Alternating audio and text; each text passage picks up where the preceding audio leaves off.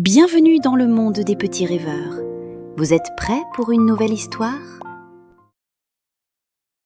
Est-ce que toi aussi, tu ne peux pas dormir sans ton câlin du soir? Gabin non plus. Mais ce soir-là, quelque chose était différent. Sa maman semblait très fatiguée. Et Gabin se demandait, est-ce que ce soir, j'aurai mon câlin de coton? Le câlin qui fait briller les rêves? Chaque soir, au moment où le soleil glissait doucement derrière la colline, un petit garçon nommé Gabin commençait une mission très importante. Une mission qui revenait tous les jours. Car partir au pays des rêves demandait de la préparation. La première étape était toujours la même. Gabin ouvrait son tiroir et sortait son pyjama aux étoiles. Celui dont les petites étoiles semblaient briller un peu quand la lumière devenait douce. Parfait pour voyager dans la nuit, murmurait-il. Ensuite venait la deuxième étape. Dans la salle de bain, la brosse à dents faisait son petit bruit habituel. Scritch, scritch, scritch. Gabin brossait ses dents avec beaucoup d'application. Parce que, selon lui, les rêves préféraient les dents bien propres. Puis venait la troisième étape.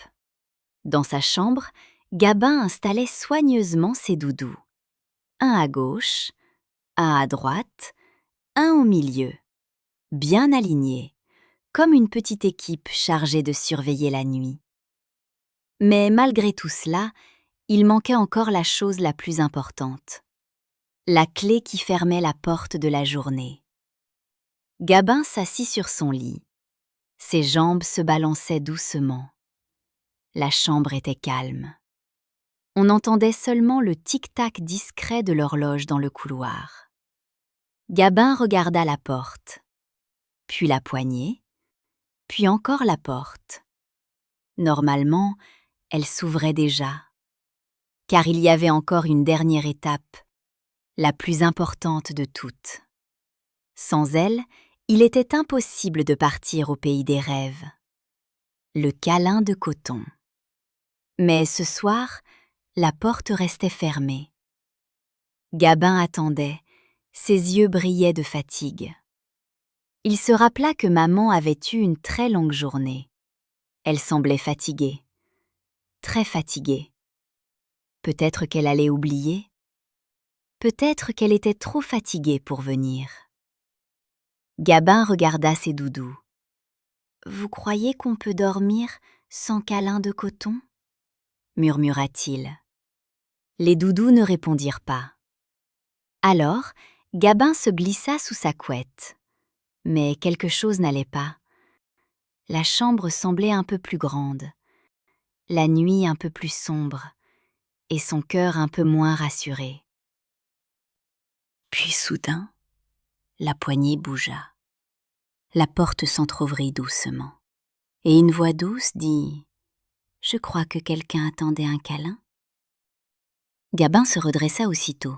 « Maman !» Maman entra dans la chambre. Ses pas étaient un peu lents, ses épaules semblaient fatiguées, mais dès qu'elle vit Gabin, ses yeux s'illuminèrent. Elle s'assit au bord du lit.